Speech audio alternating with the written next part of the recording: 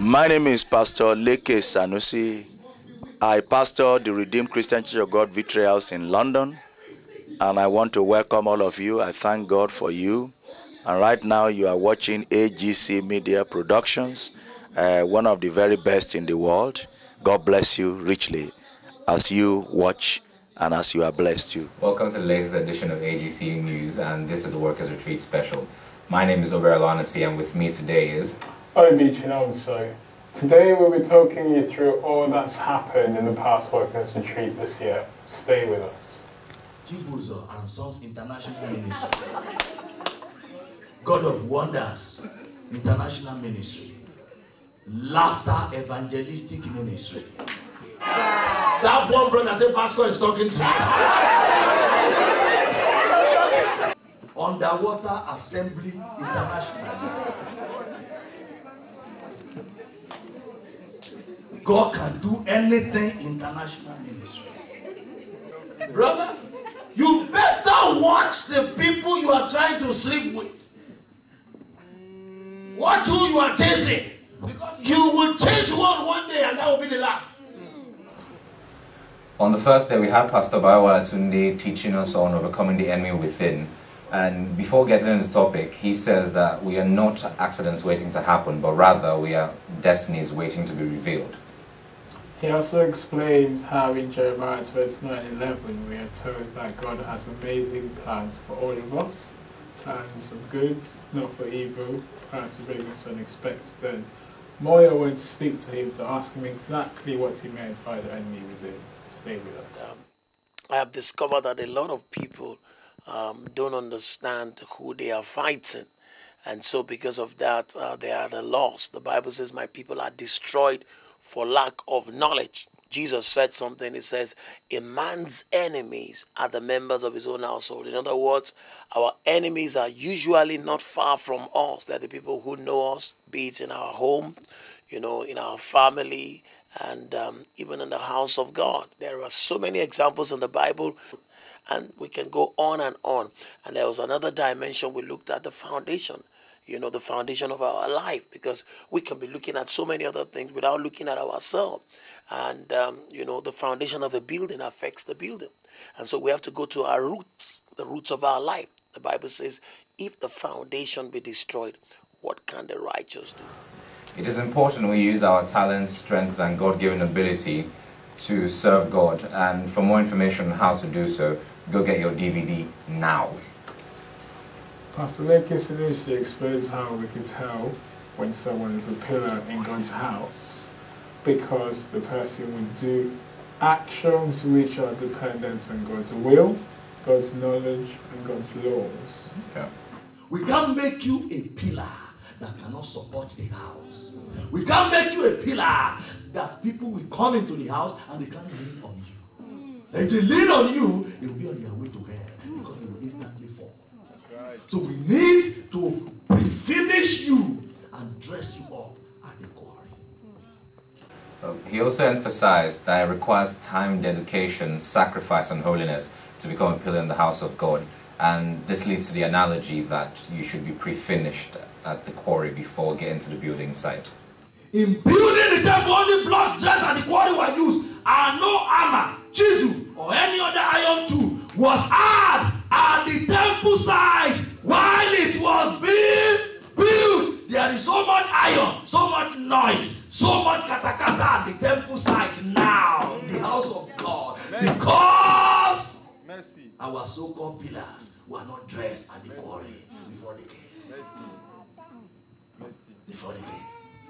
So at workers' meeting, we have to preach bitterness. We have to preach forgiveness.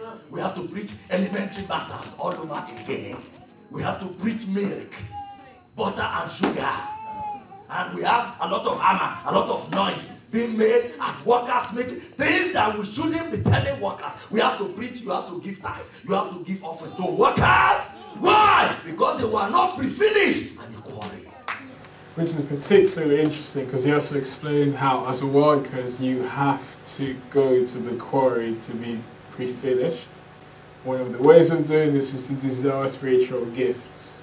And how do you gain these spiritual gifts? Is by dying to yourself daily by being willing to pay the price. And I very much hope God grants us the strength and the grace to do that. Amen. Welcome. We're also blessed by Pastor Waiwa Atunde when he spoke to us about the race of life, in which he highlighted 7 vital things that we need to know, and also talked about the 5 crowns that we can get in the race. He also explains how we need to learn to value spiritual things, how we need to desire them deeply, take them seriously, and give them absolutely everything we have. That it's not just important that we know that we're running a race, but we have to finish well. You know, you can start a race very well, but you don't end up well.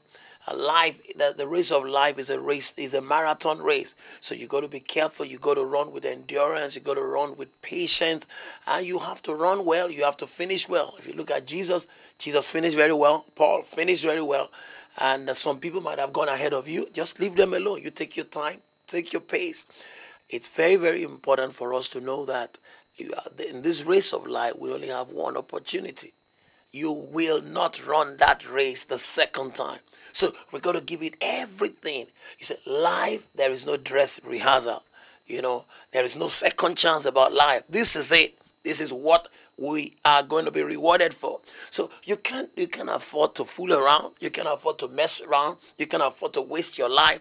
You can't afford to waste God's investment, your time, your treasures, your talent. It's important that you put in every single thing. Remember, you, the dear viewer, have to finish well and at the right pace. God's pace. Bam. Breaking news. Pray do tell. Well, apparently, yet another human being has given birth to someone in this wonderful community of ours, and it is the family of Mr. Zachariah Ogumade. Oh, well, we'd like to say a very, very hearty congratulations to you, sir.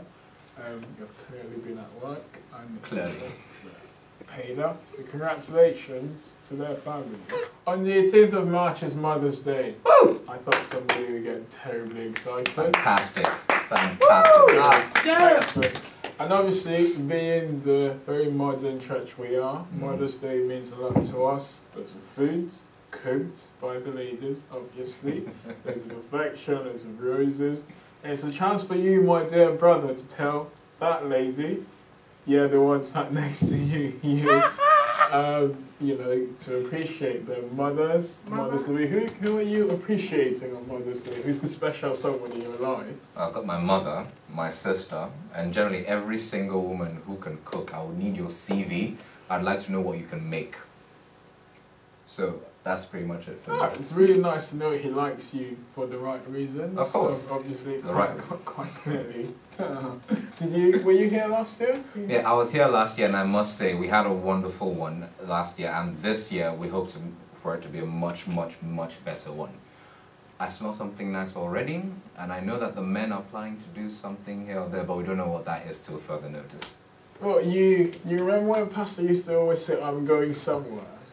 Oh, yes. Yes, well, we've been told that a certain group of individuals are going somewhere in our church. Oh, are they? Yes, Are they? a few people are going down the aisle, I believe, I've been told. Wedding bells. Yes, I see.